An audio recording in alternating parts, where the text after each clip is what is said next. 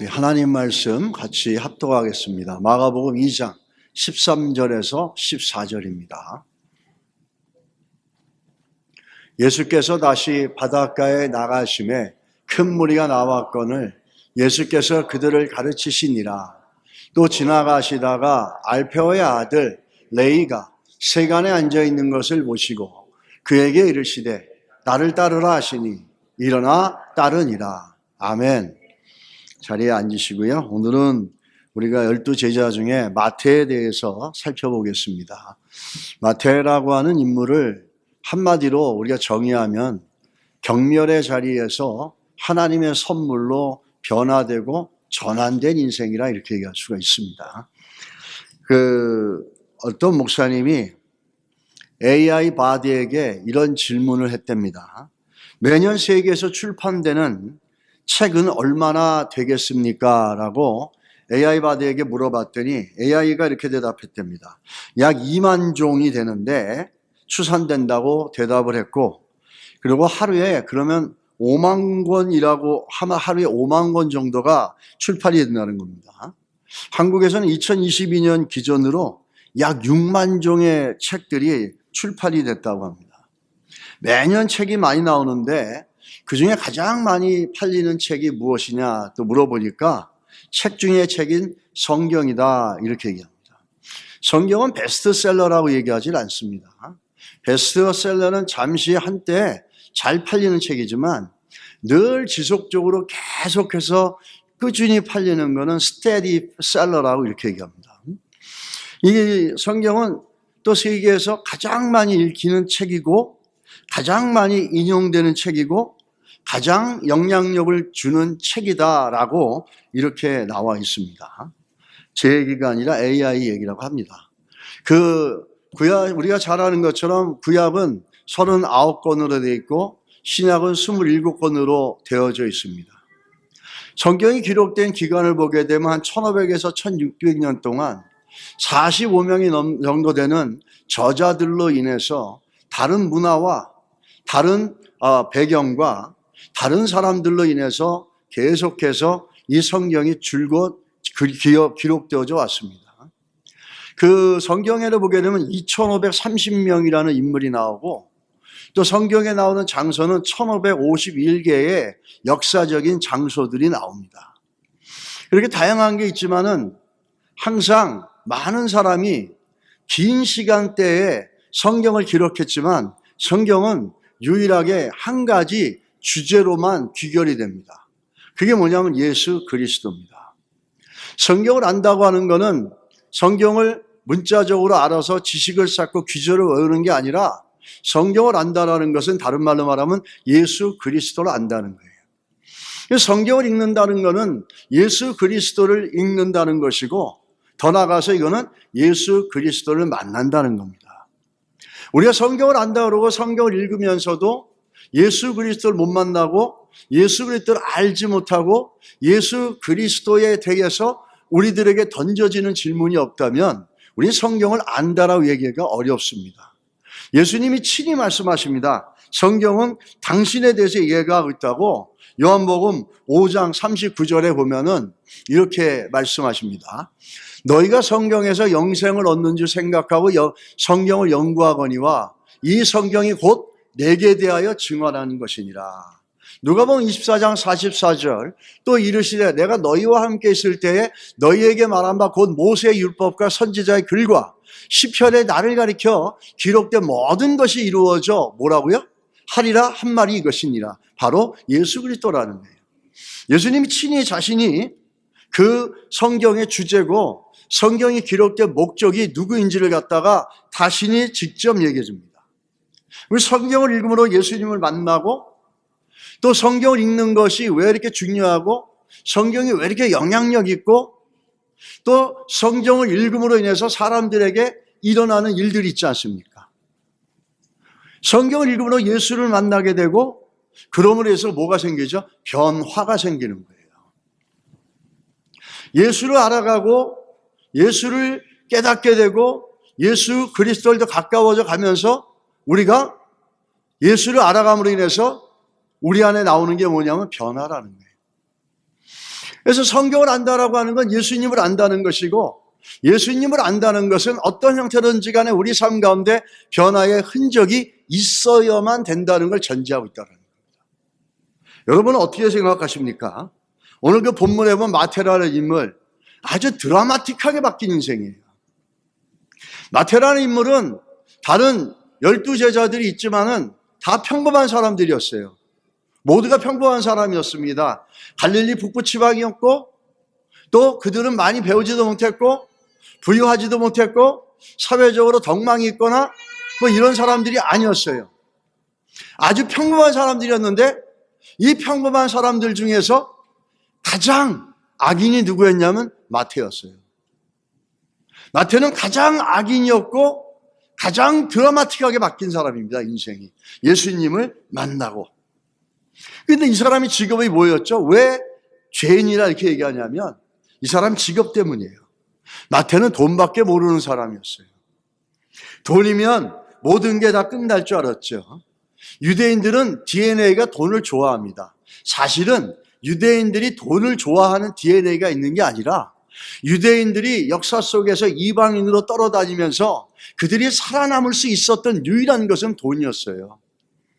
그 돈으로 다른 데 가서 아랍 지방이나 유럽 지방에 거할 때 다른 사람들보다 텍스를 2배, 3배 더 내야 됐고, 그래서 그들은 돈을 벌어야 됐고, 살기 위해서 돈을 벌어야 됐고, 그리고 학교를 만들었어요. 그래서 임제를 배출해가지고 그들을 정치 법조계로 보냈습니다.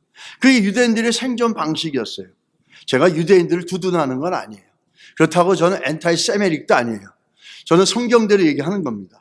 근데 이 유대인들도 돈을 좋아하는 사람들이었는데, 그런데도 불구하고 이 세리들을 너무너무 싫어했어요.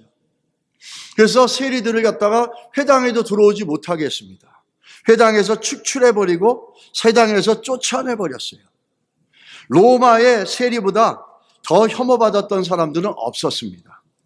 당시의 속담에 이런 게 있습니다. 세리의 집안에서 아내를 취하지 말라. 그들 모두가 세리요 도적이요 강도요 사악한 죄인들이니라. 뭐 연자제가 있었던 것도 아닌데 세리의 딸이라 그러면 시집가기도 어려운 거예요. 세리의 아들이라면 회사도 들어갈 수도 없는 거죠. 이 정도로 세리에 대한 인식이 너무너무 안 좋았던 거예요. 그래서 12제자 중에 가장 악명 높은 죄인이었다라고 얘기하는 겁니다. 이게 마태였다라는 거죠. 근데 마태가, 이 악명 높았던 이 마태가 예수님을 만나고 아주 극적으로 변화됐다는 거예요. 완전히 변화됐다는 거예요. 여러분, 오늘도 예수님께서는 마태 같은 이 죄인들, 돈밖에 모르는 이 죄인들의 인생을 얼마든지 변화시키실 수 있습니다. 그분은 오늘도 우리를 변화시킬 수 있어요. 이 경멸받는 죄인, 세리에서 마태라고 하는 하나님의 선물로 바뀐 거예요. 그러니까 마태의 인생을 한마디로 정리하면 저렇게 될 수 있어요. one sentence로 우리가 마태의 인생을 정의하면은 경멸받는 죄인 세리에서 마태의 뜻이 뭐죠? 하나님의 선물이란 뜻이에요. 하나님의 선물로 바뀌었다는 거예요. 너무나 극적이지 않습니까? 악명 높은 죄인에서 하나님의 선물이 됐다는 거예요. 뭐 때문에? 예수 그리스도 때문에. 감동이 없으시군요. 마태가 이렇게 바뀌었다는데도. 이 죄인에서 하나님의 선물로 바뀐 거예요. 이게 마태의 인생을 한마디로 정의할 수 있는 겁니다. 마태의 배경을 좀 보면은 원래 오리지널 이름은 레위예요. 레위. 누가복음, 마가복음, 누가복음을 보면은 레위를 강조해요. 또 지나가신 알페오의 아들 레위. 누가복음 또 뭐라 그러죠? 나가사 레위 이럽니다. 왜 마가하고 누가는, 우리는 마태복음이 제일 먼저 나오잖아요. 그러면 신약을 제일 먼저 기록한 게 마태복음이라 생각하잖아요. 그렇지 않아요. 신약을 제일 먼저 기록된 책은 뭐냐? 마가복음이에요. 마가복음을 원복음이라 해서 마가복음을 통해서 이제 다른 복음서들이 나오게 됩니다. 추가되고 보충되는 건 있어요. 근데 오늘 처음 시작했던 거는 바로 마가복음이에요. 이 마가복음에서도 뭐라 레위라고 그래요. 누가복음은 제가 굉장히 좋아하는 복음서인데 거기는 뭐 모든 걸 연대기적으로 잘 적고 논리적으로 잘 기록해놨어요. 의사 누가가. 의사인데 누가는 의사인데 약 먹으라는 얘기 안 하고 기도하라는 얘기만 무지하게 해요. 그 의사인데 병원 가라는 얘기는 안 하고 너희들 성령 받아라 얘기만 죽어라 하는 거예요. 할렐루야. 이게 진짜 의사입니다, 이게. 예? 이게 진짜 의사예요. 정말 고칠 수 있는 거는 기도의 능력, 성령의 능력인 줄 믿습니다. 근데 누가도 뭐라 하죠? 레위라고 그러는 거예요. 모르겠어요. 마가하고 누가가 마태를 시기했는지도 몰라요. 너 원래 레위였잖아. 너 원래 세리였잖아. 이거를 강조하려고 했는지 모르겠어요. 그렇지만 오리지널 이름은 레위라는 겁니다. 레위 이름의 배경은 여러분 잘 아실 거예요. 우리가 잘 아는 것처럼 내 이름의 배경은 야곱의 셋째 아들 레아를 통해서 나온 야곱의 셋째 아들이었습니다. 그 레아가 남편의 사랑을 받고 싶고 남편과 더 가까워지고 싶어가지고 이 레위를 낳았을 때 그 했던 말이 있는데, 이 레이라고 하는 그 말 뜻자체는 무슨 뜻이냐면 연결된다, 연합된다, 애착된다라는 게 누굴 집착하는 게 아니라 be attached to, 몸모에 밀착되다 이런 뜻이에요. 그러고선 이렇게 셋째 아들 낳아가지고 레위라고 하는 셋째 아들을 낳은 다음에 이 레아는 좋아서 뭐라고 그러냐면 이제 남편이 나와 연합할 것이다 이렇게 얘기합니다. 남편과 가까워지고 남편과 연합되어지고 남편과 집착되어 밀착되어지기를 아주 간절히 말하는 마음을 담아서 그게 이 지은 이름이 뭐냐면 레위입니다. 레바이입니다. 그 리바이 청바지가 아니라 레위 족속이에요. 레위 지파예요. 그래서 레위 지파는 우리가 잘 알지만 12지파 중에 한 지파였잖아요. 이름처럼 하나님께서 레위 지파는 제사장 지파로 세우셨어요. 특별히 레위 지파는 어떤 일을 했습니까? 성전에서 예배를 돕고 제사장을 도와서 성전의 기구들을 갖다 잘 준비하고 해서 예배를 돕고 예배에 참여하게 만들고 하는 일을 이 레위가 한 거예요. 다시 말하면 마태의 아버지 알페오는 아들 마테오를 낳을 때를 레위라는 이름을 지을 때는 뭐라고 무슨 마음을 담아서 지었겠습니까? 사람들을 하나님과 연결시키고 너도 하나님과 밀착되어져서 레위 지파처럼 거룩하고 경건한 삶을 살아라. 또 너를 통해서 네 자신이 그 인생이 하나님과 밀착되고 하나님과 연합되어지고 하나님과 연결되는 삶을 살아라. 이런 소원과 염원을 담아서 그 아들에게 레이라는 이름을 지어줬을 거라고 우리는 알 수 있습니다. 그런데 그렇게 영혼을 담아서 레이라는 이름을 담아줬는데 불행하게도 마태는 어떻게 했습니까? 마태는 하나님과 가까워지고 하나님과 밀착된 게 아니라 뭐와 밀착됐습니까? 돈과 밀착되어졌어요. 그래서 그는 세리라는 직업을 가졌다는 게 무슨 의미입니까? 돈과 밀착되어졌다는 거예요. 돈과 obsessed다는 거예요. 돈에 완전히 집착되어져 있었다는 거예요. 왜 이 레위 마태는 세리가 될 수밖에 없었을까? 특별히 성경에 나와 있는 구조는 없어요. 그러나 주변 상황에 있는 것들을 우리가 종합해서 볼 때 가장 중요한 클루, 우리에게 단서를 주는 게 뭐냐면 마태의 고향입니다. 마태의 고향이 어디냐면 가버나움이에요. 가버나움은 그 당시에 굉장히 특징적인 지역이었어요. 이 지역은 중간에 딱 있어가지고 저기 보시게 되면 갈릴리 호수가 있는데 그 중간에 있습니다. 그래서 저 밑에 유다 땅에서 예루살렘에서 쭉 올라와서 저기를 거쳐서 갈릴리 바다를 지나서 그 다음에 시리아, 우리가 페리키아라고 그러죠. 포에니시안. 이 포에니시안이라는 사람들은 원래부터 뭐에 유명했냐면 해상, 지상, 그 해상업이라든지 해상무역이든지 이거에 뛰어난 사람들이었어요. 그래서 땅은 조금 했지만 바다로 나가가지고 일찌감치 해상무역을 통해서 많은 돈을 들였던 사람들이에요. 그 위가 뭐냐면 다마스커스, 시리아입니다. 거기에 가서 물건을 팔고 또 거기에 있는 사람들 물건이 들어오면은 그걸 갖고 어디로 옵니까? 예루살렘으로 내려와요. 근데 그렇게 되면은 either way 둘 다 어디를 통해야 됩니까? 가버나움을 통해야 돼요. 그래서 가버나움에 뭐가 있냐면은 들어오는 물건들 또 들어오는 상인들을 검열하는 내셔널 커스텀이 거기 있었어요. 내셔널 커스텀이 거기 있어가지고 오는 사람들을 갖다가 물건을 갖다가 확인을 하고 거기에 대해서 관세, 세관을, 세금을 매기는 겁니다. 정확하게 말하면 세리, 마태 세리는 어떤 세리였냐면 세관에서 일하는 관세 일을 맡아보는 관세 세리였다라는 거예요.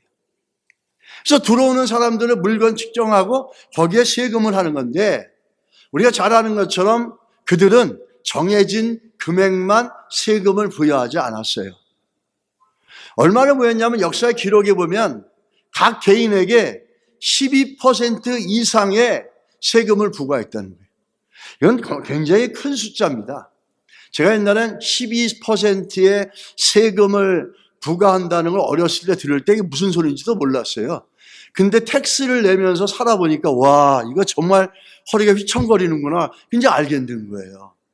여러분 100불을 벌어보세요. 그래서 12불이 나가는 거예요. 네? 근데 그 액수가 커져 보세요. 100만 불 번다고 생각해 보세요. 그래서 그것도 딴 사람이 아니라 한 사람에게. 그럼 집안에 4가족이 있으면 얼마가 되는 겁니까? 48%가 되는 거예요. 이렇게 부과하는 거예요. 그리고 로마 그 정부에서 정해진 금액보다 더 많이 증가해가지고 그 슈퍼 플러스 남는 잉여금은 in my pocket, 자기 포켓에 집어넣는 거예요. 이런 일을 갖다가 세리들이 한 거예요. 근데 이것만 나쁜 게 아니라 이것 때문에 세리들을 갖다가 멸시하고 혐오했던 게 아니라 이들의 또한 태도도 굉장히 큰 문제가 있었어요. 그 전에 이 마태고양 이 세관이 되려고 그러면 상당히 지적인 능력도 있었어야 됐어요. 세관 공부를 하고 그 과정을 하게 되면은 첫째 언어가 굉장히 중요했어요. 그 당시에 우리가 성경을 보면 시편을 여기 신약을 보면 헬라어로 기록됐죠 그랬잖아요. 근데 헬라어로 기록된 게 아니라 신약의 3분의 1은 아람어로 기록돼 있어요. 그래서 예수님도 달리다고 하면서 아람어로 얘기하세요. 그래서 세관을 하려면 자기들이 쓰고 있는 히브리어와 아람어를 융통하게 해야 되죠. 모국어니까. 더 나아가서 그 당시에 공용어가 뭐죠? 헬라어예요. 또 로마 사람들 뭘 쓰죠? 라틴어를 써요. 이것들을 다 알아야 되는 거예요. 그리고 숫자와 들어갔다 나갔다 계산하는 것과 장부 기록하는 것과 이런 것들을 잘 구성할 수 있는 올가나이즈 능력이 있어야 되는 거예요. 그러니까 이 마태 세리는 상당한 지식인이었고 지적 능력이 있었다라는 거예요. 사회적으로 멸시받고 조롱받았지만 이 개인 자체는 굉장히 능력이 있었던 거죠. 어떻게 보면 그럴 거예요. 야, 니들이 나를 조롱하고 그러지만 내가 니들보다 개인적으로는 퀄리티가 더 뛰어나. 니들은 이거 못하잖아. 나는 벌써 3, 4개국어를 능통하게 해. 세관에서 얼마나 많은 사람이 오가는 줄 알아? 그 사람들 언어 다 알아듣고 내가 다 해. 그리고 니들은 모르지 그 복잡한 세관법과 이런 것들 나는 다 뚫고 있어.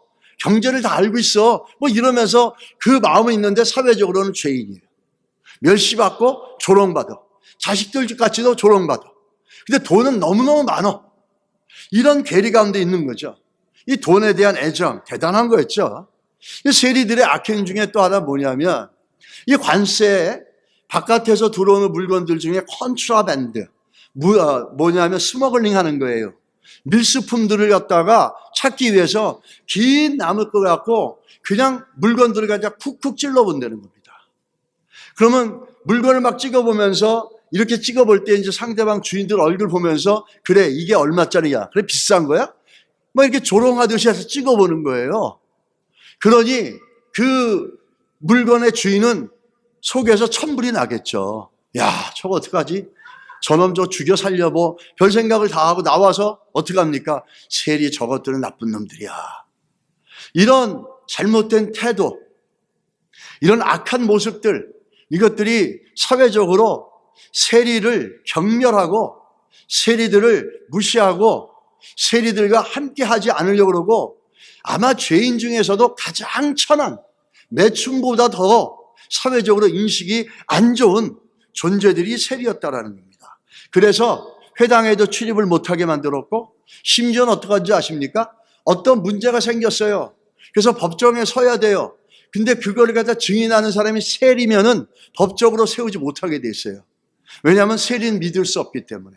다 거짓말하는 사람들이고 부패의 상징물이고 저 사람들이 입에서 나는 말은 하나도 믿을 수 없기 때문에 심지어 교통사고가 나서 내가 목도했어도 그 사람은 법정에 가서 내가 봤습니다라고 증인이 될 수가 없어요. 세리이기 때문에.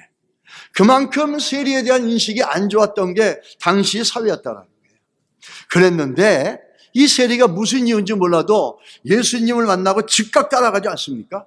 누가복음 5장 27절에서 28절에 보면 그 후에 이렇게 나옵니다. 예수께서 나가사 레이라 하는 세리가 세간에 앉아있는 걸 보시고 나를 따르라. 그 모든 것을 버리고 일어나 따르니라. 그 후에 우리가 이 말씀을 보면 야 마태는 어떻게 즉각적으로 따랐구나. 맞아요. 즉각적으로 따른 건 맞아요. 근데 아무것도 없이 사전에 아무것도 없이 따랐을까? 그거는 아니에요. 이 본문에서 하나 찾아볼 수 있는 부사구가 뭐냐? 그 후에라는 거예요. 그 후에라는 건 이 앞에 어떤 일이냐면 중풍병자가 병의 치료를 받았어요. 병의 치료를 받고 그 소문이 쫙 퍼집니다. 마태 세리는 세간입니다. 많은 사람들이 그를 찾아와요. 많은 사람들이 지나가요. 그러다 보니까 돌아가는 세상 얘기들과 이런저런 얘기들을 많이 들을 수밖에 없다라는 거죠. 그 많은 얘기를 들으면서 어떤 얘기를 들었을까요? 예수란 사람이 왔다. 예수란 사람이 왔는데 그분이 이 땅에 온 것은 죄인들을 구하러 왔다라고 하는 거예요. 여러분, 마태가 철인이었습니까? 마태도 여러분과 저와 같은 성정을 가지고 있는 사람이었어요. 돈은 많지만 사회적으로 나가면 손가락질 받고 법정에도 못 쓰고 회당에도 못 들어가고 자기 자식들은 결혼시켜야 되는 대상에서 제외시켜버리는 이 사회적인 냉대 속에 살 때 마태의 심정이 편안했을 것 같습니까? 얼마나 괴로웠겠어요. 얼마 누가 얘기하지 않아도 자기 뼛속에서부터 나는 죄인이구나라는 것들을 그 심령에 느꼈을 것이고 수많은 정죄와 비판으로 인해서 그 영혼은 갈기갈기 찢겨져 있었을 거예요. 그런데 들리는 소문에 자기 같은 죄인을 구하려고 예수님이 오셨다라는 거예요. 그 말을 듣고 있던 이 마태는 예수님이 기다려졌을까요? 안 기다려졌을까요? 우리는 추론이지만 예수님이 기다려졌을 거라고 보는 거죠. 쉽지 않았겠죠. 이 많은 소문을 듣고 있었던 세리 마태에게는 정말 그 얘기를 들으면서 뵙고 싶어하는 마음이 있었을 거예요. 그래서 예수님이 어제 한마디만 딱 했어요. 나를 따르라. 그러니까 마치 예수님이 마법이라 부린 것처럼 딱 한마디에 따라온 것 같죠. 저는 그렇다고 생각하지는 않아요. 사전에 얼마나 자기가 죄인인 것, 그리고 자기가 죄인이라는 것 때문에 사람들로부터 얼마나 깊은 상처를 받았을까 하는 거죠. 우리가 바로 모든 것을 버리고, 아까 우리 누가복음에 보면 마지막에 뭐라고 나옵니까? 모든 것을 버리고 일어나 이렇게 나옵니까? 누가복음 5장 20절에 28절에 보면 그 안에 나오는 게 모든 것을 버리고 일어나 떠나라. 모든 것을 버리고 떠나. 이게 무엇을 의미하는 걸까요? 이게 뭘 말해주는 겁니까? 이게 자기가 갖고 있는 잡, 자기가 그걸 통해서 벌어들일 돈, 그거에 아무 미련도 없다라는 거예요. 그거에 아무 미련도 없고 아무 집착도 없고 내가 그걸 다 버리고 지금 예수님을 쫓아가는 것에 대해서 이 선택에 대해서 no regret, 아무 후회 여지가 없다라는 거예요. 우리 그걸 보면서 마태가 얼마나 많은 부분의 정죄감과 그 사회로부터 다가오는 그 경멸과 멸시를 받으면서 아파했을 거라는 걸 우리가 추론할 수 있어요. 그러면서 그 후에 예수님의 소문을 들으면서 가버나움 근처에서 예수님이 일하시는 것을 들으면서 그는 나 같은 죄인을 구하려고 오신 예수에 대해서 소망을 가졌겠습니까? 안 가졌겠습니까? 그러니까 예수님이 나를 따르라 한 말에 그 일하고 있는 도중에 세관에서 일하고 있는데 부르신 거예요. 모든 걸 다 포기해버리고 정말 no regret, 아무 후회 없이 거기서 얼마나 그 안에 절실했느냐를 볼 수 있고, 얼마나 그가 겪었던 죄인이라고 하는 정죄감과 비난과 비판의 아픔이 얼마나 컸었는지를 알 수 있었고, 그러면서 죄인을 구하러 오신 예수님에 대해서 그가 얼마나 간절히 기다렸는지를 우리는 알 수가 있었던 거예요. 그래서 죄인인 자기를 구하러 오신 예수께서 와서 마태야, 너 나 따라와, 이렇게 한마디만 하신 거예요. 왜 따라가요? 너 죄인이잖아, 이렇게 얘기하지 않았잖아요. 웬마디에 그는 모든 것을 버리고 따라갔어요. 아무런 후회의 여지 없습니다. 조금도 없어요. 다 버려버리고 예수님 말씀 한마디에 따라갑니다. 그러므로 인해서 어떻게 됩니까? 세리, the despised place, 아주 멸시받고 조롱받는 자리에서 어디로 바뀌어버립니까? 마태로 바뀌어버리는 거예요. 하나님의 선물로 바뀌어버리는 거예요. 오늘도 마찬가지입니다. 오늘도 하나님 말씀에 반응하는 사람들은 그 인생이 아무리 디스파이즈 되고 아무리 죄인 같고 경멸받는 인생이라도 하나님의 선물로 바뀔 수 있어요. 사람들의 병멸과 조롱과 무시의 대상이었어도 예수 그리스도 그 이름을 합당하게 반응하고 나가면은 우리 인생이 마태가 하나님의 선물이 된 것처럼 우리도 하나님의 선물로 이 땅에 살 줄 믿습니다. 여러분 한번 옆에 분 한번 이렇게 인사해 주세요. 하나님의 선물이십니다. 선물 줄 때 웃으면서 주잖아요. 네. 선물 줄 때 인상 쓰면서 주는 사람 있나요? 네. 다시 한번 웃으면서 하나님의 선물입니다. 네. 우리 시온이가 제일 잘 웃는다. 자, 이 세리에서 마태로 바뀌어지는 이 시작이 예수님께서 부르실 때 나갑니다. 근데 너무너무 중요한 건 뭐냐면 세리에서 마태로 바뀌어가는데 이 마태로 바뀌어가면서 마태가 바뀌면서 그가 얼마나 죄인이라고 하는 정죄감과 그 죄책감과 사회적인 그 비난과 조롱 속에 아파했는지를 예수님을 만나고 나서 나옵니다. 그게 우리가 11절에 가서 보시면 이런 말씀이 나와요. 마태복음 11절인데 11절에 우리가 잘 아는 말씀이 나오죠. 바리새인들이 보고 그 제자들에게 이르되 어찌하여 너희 선생은 세리와 죄인들과 함께 잡수느냐 하고 비난을 하자, 이렇게 11절에 나오는 거죠. 근데 여기에서 마태가 뭐라고 대답합니까? 12절에 이렇게 대답합니다. 여러분과 제가 잘 아는 유명한 말씀이에요. 같이 한번 읽겠습니다. 예수께서 들으시고 이르시되 건강한 자에게는 의원이 쓸데없고 병든 자에게라야 쓸데있느니라. 이게 뭘 얘기하는 걸까요? 마태가 지금 바리새인들이 예수님이 지금 와가지고 죄인들하고 세리들만 하고 있다라고 하면서 예수님이 세리들과 죄인들과 있는 걸 비난을 하자 마태가 예수님이 한 말을 자기가 썼던 마태복음에 기록한 거예요. 뭐라고 기록합니까? 건강한 사람은 의원이 쓸데없다라는 거예요. 여기서 말하는 건강하다는 의미는 좋은 의미가 아니에요. 니네가 죄인인데 니네가 죄인인 걸 모른다라는 얘기예요. 그러니까 의사가 필요 없다라는 거예요, 너희들한테는. 그러나 예수님의 주변에 있는 저 세리들과 나와 저 죄인들 속에 누가 있겠죠? 도둑놈도 있을 것이고 강도도 있을 것이고 매춘부도 있었을 거예요. 근데 저들은 자기들이 병들었다는 걸 알고 내가 죄인인 걸 알아서 의사가 필요하다는 걸 아는 사람들이 지금 예수님과 함께 있는 거예요. 왜 예수님이 너와 함께 못하는지 아냐, 바리새인들아? 너희들은 건강한 사람들이기 때문이야. 너희는 너희들이 죄인인 걸 모르잖아. 근데 예수님은 자기가 죄인인 걸 아는 사람들하고 함께하면서 먹고 마시는 거야. 근데 왜 너희들은 예수님이 너희들에게 못 가는 걸 너희들은 왜 모르니? 예수님은 누구에게나 갑니다.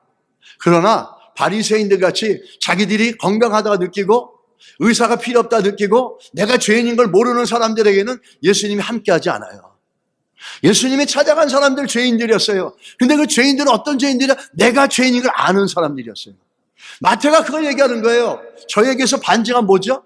내가 세리로 살면서 내가 얼마나 죄인인 걸 내가 깨달았는지 아냐? 너희들은 모르지만 나는 내가 죄인인 걸 너무너무 알았다라는 거예요. 그래서 의사인 예수님이 필요하다는 거야. 너희는 건강하지? 의사 필요 없어. 근데 나는 내가 죄인이고 내가 병들었던 걸 알기 때문에 나는 의사가 필요해. 그래서 즉각적으로 반응했고, 그래서 예수님을 만나자마자 바리새인들이 왔을 때 저 얘기를 하는 거예요. 여러분, 예수님은 어떤 이들과 함께 합니까? 내가 죄인임을 아는 이들에게 주님은 동행하시고 함께 먹고 마시고 함께 하십니다. 근데 바리새인들 같이 나는 괜찮아, 나는 떳떳해, 나는 잘하고 있어, 난 나만큼의 하라 그래. 만약에 여러분 가운데 그런 마음이 있다면 여러분들 바리새인들이에요. 그게. 그런 인생에는 주님이 동행하지 않습니다. 주님, 나는 정말 내가 아무리 돌아봐도 내 모습이 이렇습니다. 연약합니다, 주님. 내가 부족합니다. 지금 마태와 함께하는 사람들처럼 나 병들었습니다. 나 죄인이에요. 나 의사가 필요해요. 이런 사람들에겐 주님은 함께 하십니다. 여러분, 우리 교회가 그런 성도들로 또 그런 은혜의 모습으로 우리 가운데 가득 차서 주님께서 기쁨으로 우리를 찾아오셔서 우리와 함께하는 인생, 우리와 함께 해주시는 교회가 될 수 있기를 간절히 축원합니다. 여러분의 가정 속에, 무엇보다도 내 심령 속에 주님이 오셔서 함께 할 수 있기 바랍니다. 바리새인같이 너무 떳떳해, 너무 건강해, 너무너무 잘해. 근데 그런 사람들이 잘하는 사람 없거든요. 거기에는 예수님이 함께 할 수 없어요. 아무리 잘해도 늘 주님 앞에 서면 부족함을 느끼면서, 연약함을 느끼면서 주여 은혜를 구합니다, 긍휼히 여겨주십시오 하는 인생 속에, 그 마음 속에 임마누엘의 성령의 충만함이 있을 줄 믿습니다. 이 예수님을 만나고 처음 한 일이 뭔지 아십니까? 마태가 10절에 가서 보면 예수님을 만나고 나서 돈이 많잖아요. 돈을 들여서 잔치를 베풉니다. 그래서 많은 세리와 죄인들을 불러옵니다. 이게 참 재밌는 게 뭐냐면, 안드레도 예수님을 만나고 제일 먼저 한 게 뭐죠? 자기 형 베드로를 전도했어요. 빌립은 어떻습니까? 예수님을 만나고 제일 먼저 자기 베스트 프렌드, 가장 친한 친구 나다니엘을 전도했어요.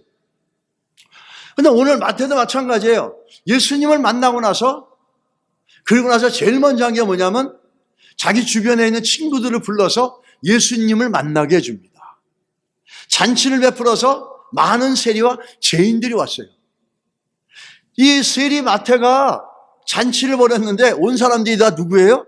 세리와 죄인들밖에 없다라는 거예요. 이 얘기를 뭔 얘기를 하는 겁니까? 세리와 죄인들밖에 없다라는 거예요. 그가 초대한 사람들이에요. 그게 초대했는데 이 초대한 사람들 중에, 죄인들 중에는 창녀도 있을 것이고 도둑놈도 있을 것이고 별 많은 사람들이 다 있을 거예요. 그리고 세리 자기 친구들이에요. 세리는 자기만큼, 자기 친구 세리들은 자기만큼 사회적으로 냉대를 받았겠습니까? 안 받았겠습니까? 받았던 사람들이죠. 그러니까 이들은 아는 거예요. 자기들이 죄인인 걸 아는 거예요. 자기들이 병들었다는 걸 아는 거예요. 그리고 이 세리 마태, 아무리 돈 많으면 뭐합니까? 자기 주변에 자기가 초청하니까 온 사람들 중에 그 사회 속에 엘리트 계급은 없어요. 아주 노블한 사람들은 없어요. 어떤 클래스가 있는 사람들은 없어요. 왜? 자기가 그렇게 살았기 때문에. 자기 주변에 자기 같은 사람들하고 살았기 때문에. 그래서 자기 같은 사람들을 불러들인 거예요. 근데 중요한 건 뭐죠? 자기 같은 사람들이 사회적으로는 비난받고 조롱받지만 이들은 죄인인 걸 아는 거예요. 이들은 자기가 병든 걸 아는 거예요. 그래서 기꺼이 와서 예수님과 함께하고 있는 거예요. 이들은 주님과 함께 할 수 있었어요. 마태의 초대에 와서 주님과 함께 먹고 마시는 그 놀라운 은혜를 이들은 겪었다는 거죠. 근데 한 가지 중요한 게 있습니다. 이 마태가 돈이 많았기 때문에 옛날에는 자기 친구들을 불러가지고 잔치를 하면은 어떻게 했을까요? 아주 음식들 잘 차리고, 그러면서 초점이 다 어디에 맞춰집니까? 잔치의 초점이 다 언제 맞춰졌겠어요? 아유, 여보게 오늘 이 음식은 뭔가? 아우, 이거 말이야. 얼마 전에 막 들어온 저 지중해에서 들어온 랍스타야. 뭐 이러면서 이거 온 지 얼마 안 됐어. 여보게, 오늘 와인은 왜 이렇게 맛있나? 그게 말이야 84년 된 뭐 라폴레옹 보라바라보 뭐야 막 야 좋네 막 이러면서 이들의 잔치 초점은 뭐냐면 먹고 마시는 거였어요. 과거에는. 근데 오늘 이 잔치 초점은 그게 아니에요. 예전에는 모이면은 음식이 초점이었고 옛날에는 모이면은 포도주가 초점이었어요. 그래서 오늘 뭘 먹느냐 여기에 기쁨이 있고 여기에 일희일비하는 거예요. 오늘 뭘 마시냐에 기쁘고 오늘 마시냐에 막 기분이 더 없어지는 거예요. 야, 이 사람이 오늘 진짜 돈 많이 썼네. 이렇게 비싼 음식을 우리를 대접해줘. 우리를 갖다 되게 높이 평가해주네. 좋아가지고 막 그랬는데 이게 초점이었어요, 과거에는. 근데 지금의 초점은 누구죠? 예수 그리스도예요. 마태가 벌린 잔치의 초점은 먹고 마시는 게 아니라 예수 그리스도라는 거예요. 교회의 초점은 누가 돼야 되겠어요? 예수 그리스도가 돼야 되는 거예요. 먹고 마시는 것, 그것만 먹고 가시는 분들, 교회 오지 마시고 식당 가세요, 그냥. 식당에 가면 얼마든지 맛있는 거 먹을 수 있어요.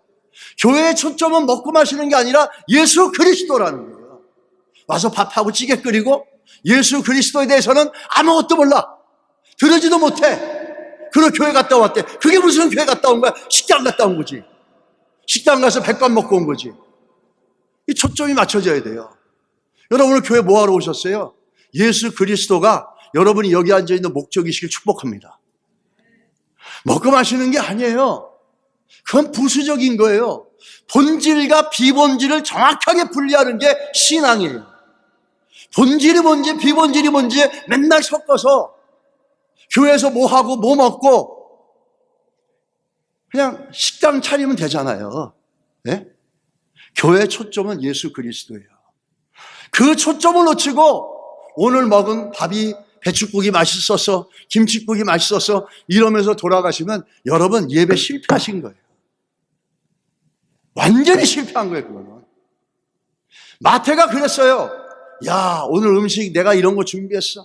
와인을 이걸 준비했어. 요즘 젊은이들 와인 좋아하잖아요. 뭐 맨날 와인 얘기하는데 뭐 언제부터 이렇게 와인을 많이 먹어서 그런지 모르겠지만 어쨌든 그 당시에는 와인이 여기는 음료수였으니까 그렇게 했는데 그러면서 거기에 이들의 기쁨이 있었는데 거기에 이들의 초점이 있었는데 이제 예수님이 초점이 된 거예요. 그 잔치에. 이게 달라진 거예요. 우리 교회 여러분과 저에게 우리의 초점이 분명하게 예수 그리스도이길 바랍니다. 예배 와서 예수 그리스도와의 관계, 내가 예수님을 어떻게 믿고 있나? 오늘 내가 말씀에 어떻게 반응하고 있는가? 이것에 우리의 초점이 있어야 돼요. 그래야지 영혼이 잘된과 같이 범사가 잘되고 육체까지도 강건해지는 은혜를 얻을 수 있는 거예요. 맨날 음식 타령하고 갔다가 무슨 영혼이 잘되고 무슨 범사가 잘돼요. 여러분 잘 점검하시기 바랍니다. 그럼 마태가 우리들에게 가르쳐주는 놀라운 게 있어요. 그게 뭐냐면 마태의 가르침이에요. 근데 이건 가르침이 아니라 간증의 간증. 첫 번째가 뭐냐면 마태복음 6장 33절이에요. 같이 읽겠습니다. 너희는 먼저 그의 나라와 그의 의를 구하라. 그리하면 이 모든 것을 너희에게 더하시리라. 지금 마태가 이제 하나님의 선물 마태가 되고 나서 우리들에게 하는 얘기예요. 우선순위가 바뀌었다는 거예요. 마태가 어떤 삶을 살았어요? 돈이면 다 될 줄 알았어요. 내가 세리가 되더라도 니들이 나를 비웃어도 돈만 많으면 인생이 만족할 줄 알았어요. 그렇게 돈을 추구했던 인생이었어요. 그런데 돈을 벌어보고 자기 부유를 갖다가 쌓아놨지만은 그 내면에 만족이 없는 거예요. 내면에 아무런 만족이 없는 거예요. 그러니까 예수님이 한마디 하자 단칼에 달려나가는 거죠. 그러면서 얘기하는 거예요. 내가 옛날에는 뭘 쫓아했지? 나를 봐라. 그의 나라와 그 일을 구하라. 근데 내가 옛날에는 돈을 구했던 사람이야. 돈의 일부에 지옥까지 갔던 사람이야. 내가 돈을 구했던 사람인데 마태가 되어지고 예수님을 쫓아나가서 내가 지금 구하는 내 우선순위가 뭔지 알아? 그의 나라와 그 일하는 거예요. 믿으십니까? 여러분의 우선순위가 뭔지 한번 보시기 바랍니다. 마태는 돈을 안 가져왔던 사람이 얘기하면은 우리가 가난했던 사람이 뭐 이런 일. 저 같은 사람이 이렇게 얘기하면 목사님은 돈 있어 본 적 있어요? 그럼 할 말이 없어요. 근데 마태는 어쩌죠? 있어 봤지. 솔로몬이 헛되다 하니까 저 같은 사람이 헛되다 하니까 인생 살기 힘들겠구나 이렇게 얘기했죠. 근데 솔로몬이 헛되다 하니까 어휴 저렇게 부귀영화와 권세를 다 누렸던 사람이 헛되다 하니까 야 정말 이게 헛된 게 있나 보다 이렇게 들지 않습니까? 마태가 그런 거죠. 누릴 거 다 누려봤고 가질 거 다 가져봤던 사람이에요. 근데 예수 만나고 나니까 자기가 잘못된 걸 구했다라는 거예요. 그러면서 자기가 지금 구하는 우선순위가 바뀌었어요. 그게 뭐죠? 그의 나라와 그의라는 거예요. 그의 나라와 그의라는 거죠. 돈이었는데 그냥 하나님 나라와 그의고 하나님을 기쁘게 하는 것이고 하나님 나라를 섬기는 거고 선교를 섬기는 것이고 교회를 섬기는 것이고 영혼들을 섬기는 것이 그것이 우선순위가 되었다라는 거예요. 이 탑 프라이어리티가 바뀌어야 되는 거예요. 그게 정말 마태가 된 거예요. 마태는 정말 마태가 된 거예요. 하나님의 선물이 된 거예요. 왜? 이제 우선순위가 하나님 나라와 그의지 돈이 아니거든요. 밥 버포드라는 유명한 분이 있는데 이분이 하프타임이라는 책을 썼어요. 이 책을 보면 그 책을 썼는데 이분이 한때 자신의 성공적인 삶을 살기 위해서 얼마가 있어야 만족할까라는 질문을 자기에게 던졌어요. 이런 질문을 하면서 자신의 삶의 소중한 시간, 재능, 물질을 어디에 투자해야 되는가라는 걸 고민하고 살았어요. 그래서 자신의 삶의 가치와 목적을 주는 것이 무엇인지를 추구해야 되겠다라고 하는 겁니다. 그러던 중에 자기가 크리스찬인데 살펴보니까 예수 그리스도는 자기 삶의 1순위가 아니었던 거예요. 근데 바로 그때 자기가 너무너무 사랑한 자기 아들이 물에 빠져서 익사하는 사고가 터집니다. 그 일을 기점으로 해가지고 그가 바뀌어지는 거예요. 그 아픔을 통해서 자기 삶을 돌아보면서 뭐가 가장 소중한 걸 갖다 다시 한번 깨닫는데 그거는 하나님 나라와 그 일을 구하는 것이 가장 소중한 것이라는 걸 그 아픔을 통해서 깨닫게 되어집니다. 그러면서 사실 그때 묵상했던 말씀이 오늘 저 마태가 했던 마태복음 6장 33절의 말씀이에요. 그의 나라와 그 일을 구해야 되겠다. 자기가 살아왔던 삶의 우선순위는 그의 나라와 구의가 아니었고 더 부유하고 더 많은 걸 가지려고 추구했는데 가장 사랑하는 아들을 잃어버리고 나서 가장 소중한 게 무엇인가 생각하다가 저 말씀을 묵상하면서 결정합니다. 그의 나라와 그의가 자기 인생의 가장 소중한 것이라.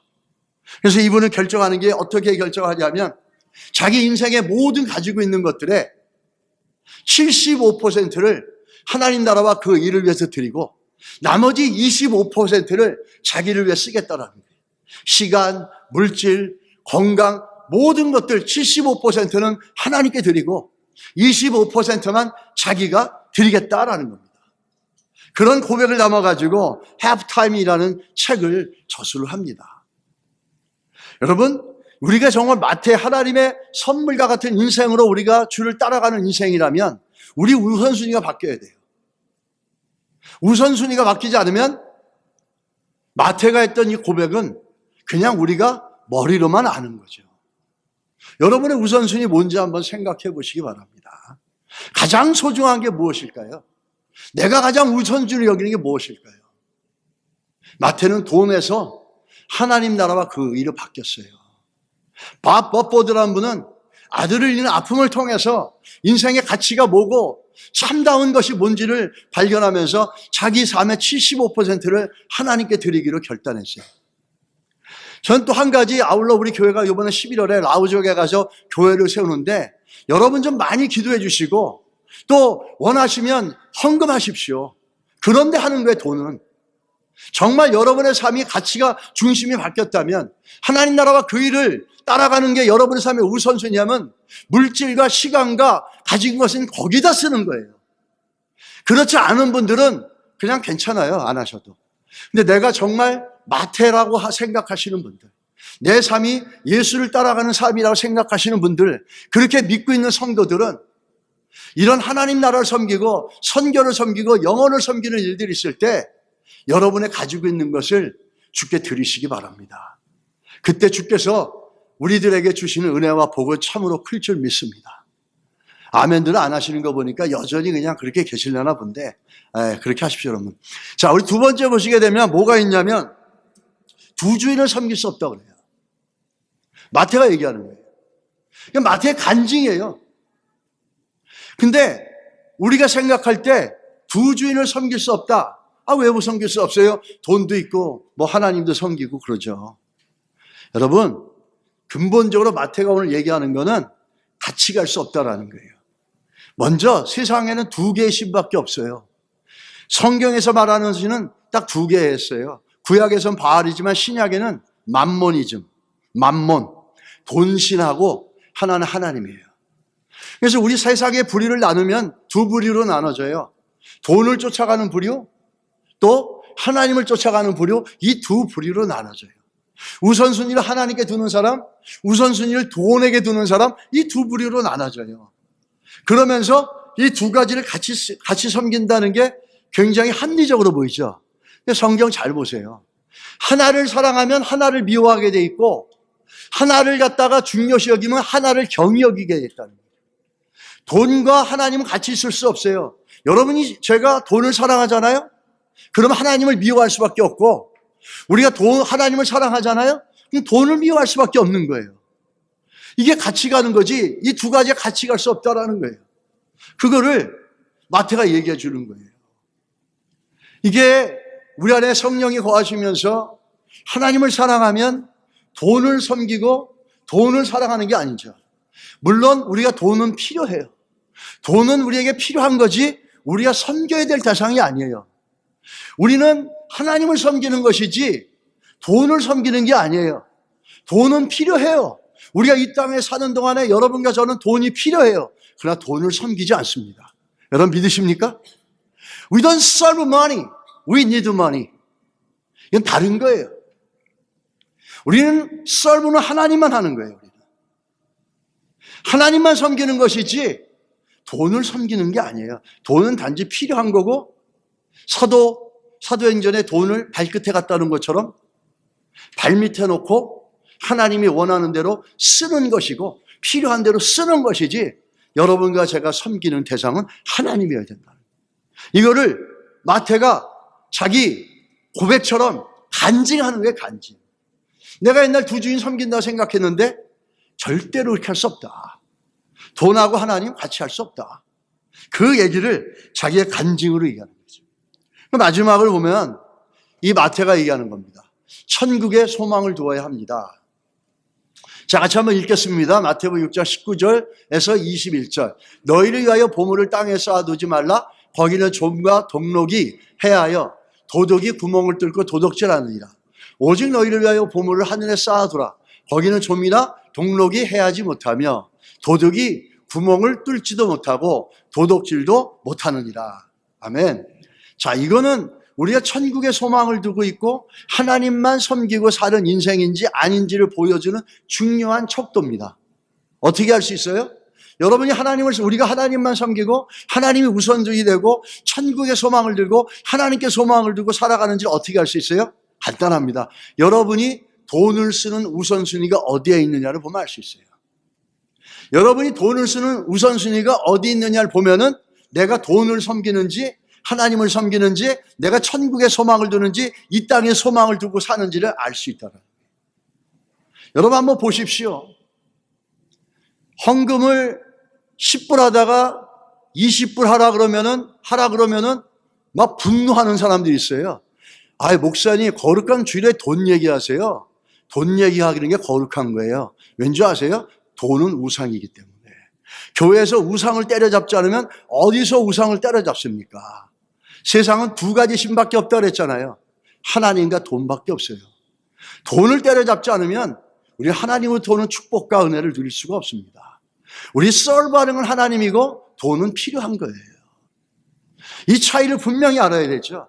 여러분이 쓰는 돈의 우선순위 어디에 먼저 두고 계십니까?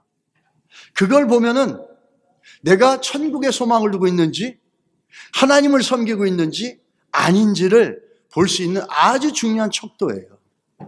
월급을 받으면 제일 먼저 여러분이 쓰고자 하는 데가 어디입니까? 물론 학교 다니면서 론 받은 것도 있고 많죠.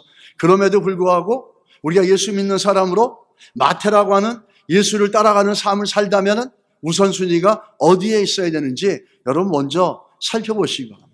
시간과 돈을 쓰는 우선순위를 보면 우리의 소망이 어디에 있고 우리가 하나님을 섬기는지 돈을 섬기는지가 명확하게 나온다는 거예요. 오늘 하나님을 섬기시고 소망을 천국에 두어서 여러분 주께서 주시는 하늘의 복을 많이 받으시기 바랍니다. 루터가 말하는 회개가 있습니다. 회개는 세 가지 변화가 있어야 돼요. 마음의 변화, 죄를 깨닫는 거예요. 죄의 생각, 내 스스로 안에 있는 죄의 것들을 깨달아가는 거예요. 두 번째는 지성의 변화예요. 성경이 뭘 얘기하고 있고 예수 그리스도 십자가의 피 흘리심의 사건이 우리에게 어떤 것인지 지적으로도 동의하고 믿어가는 거예요. 셋째는 뭐죠? 돈 지갑의 회심이에요.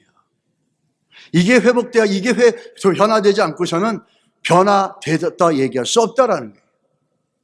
우리가 섬겨야 될 분은 하나님이십니다. 마지막으로 호세아 말씀 읽고 같이 마치겠습니다. 내가 이스라엘에게 이슬과 같으리니 그가 백합화같이 피겠고 레바논 백향목같이 뿌리가 박힐 것이라. 하나님이 자신을 뭐라고 얘기합니까? 이슬과 같다 그랬어요. 사막지대에 이슬 없으면 죽습니다. 이슬이 우리가 모르는 사이에 스며들고 내릴 때 백합도 피고 백향목도 저 바위를 뚫고 그 거대한 그 산 위에서 뿌리를 내리는 거예요. 우린 돈이 아니라 이슬같이 우리 인생을 채워가시는 하나님이 우리의 섬김의 대상이고 우선순위가 되어지고 소망이 되어주시기를 예수 이름으로 축복합니다. 기도하겠습니다. 하나님 아버지, 주의 은혜와 사랑을 감사드립니다. 오늘도 마태가 고백하는 것처럼 이 고백이 우리의 고백이 될 수 있도록 하나님 은혜를 베풀어 주시옵소서. 이 땅에 살면서 하나님과 돈 사이에서 착각하지 않게 하여 주십시오. 돈은 우리가 필요한 것이지 우리가 돈을 섬기는 것이 아닙니다. 우리는 오직 주 예수 그리스도만 섬기는 가정, 인생이 되어져서 주께로부터는 복을 누려가는 우리 교회 성도들 되게 하여 주시옵소서. 예수님의 이름으로 기도드렸습니다. 아멘.